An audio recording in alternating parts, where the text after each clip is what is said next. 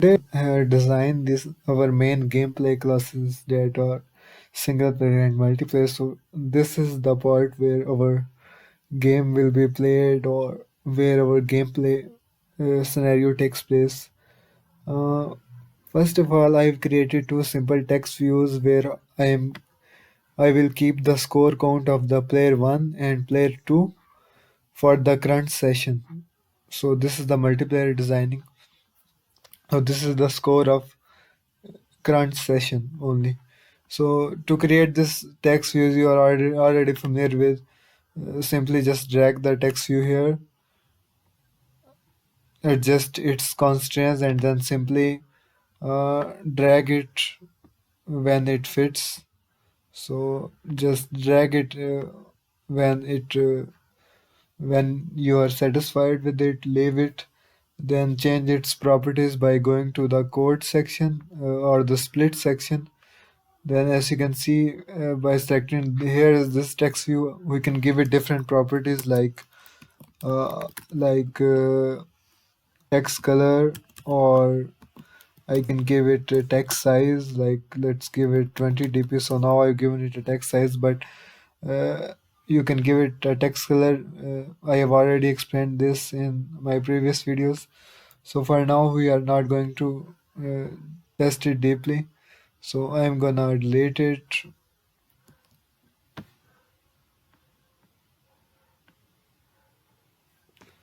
So now uh, I have deleted this text view, which isn't what we are gonna use right now. So now we need a grid. So as you know, we need a proper grid. So the grid is where our game will take place. So this is the grid I have created. So before I start talking about grid, let me show you more about this. So these are the text views that I created. So these are simple text views. I gave them ID of S1 and S2. And here is another text view on which we will indicate whose turn it is, whether player one's turn or player two's turn. So we will indicate it here. So this is also a text view. I gave it color of white and I gave it a size of 30 dp. I aligned it to the center, and for now it is empty. If I write something, you can see, as you can see the text here. So but for now let's keep it empty since we will code it in our class. And this is another one more text view uh, which will indicate who won the game or whether game is a draw in the end. This is a restart button, so I gave it a background of black, and I gave the text color yellow, and I changed the text size to 18 dp. Uh, and I created an on-click method, so whenever this will be clicked, reset method will be executed. So as you can see here, and likewise I have an exit button, so which also has an on-click method of exit. But now let's check our grid, which is the main part. So this is where our game will take place. This is where the user will hit their X or O, cross or O, circle, whatever you want to think about it. So this is where if the user presses this button, uh, this is like a grid, like a tic-tac-toe grid, which is, if you are familiar with the game, you can already see it. So it's like a basic grid. This is where game will be played. So let me show you what I mean. So for example, if the user touches this button, it will be filled with either X or O, either X or O. So like this. So this is how it will work. So this is uh, our grid. So to create grid, I used 9 buttons. So let me show you how to create a grid.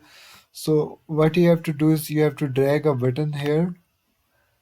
Let me first delete this for now. So you have to drag a button here, and then you have to adjust its constraints. Then you have to drag it like this uh, until it becomes a proper button. So now we have a proper button. Let's like this. Now I can copy it, and I can copy it and I can paste it here, here, here, and here. Make sure to paste this button in all places.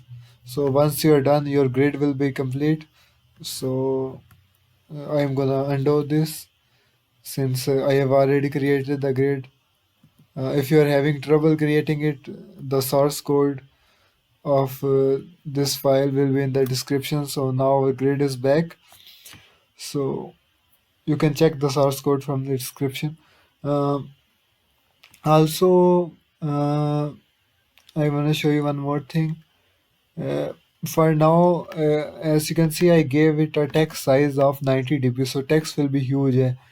If I type something like AH, you can see our text is very huge since we need our symbols to be huge. I also gave a font family to my text. So, and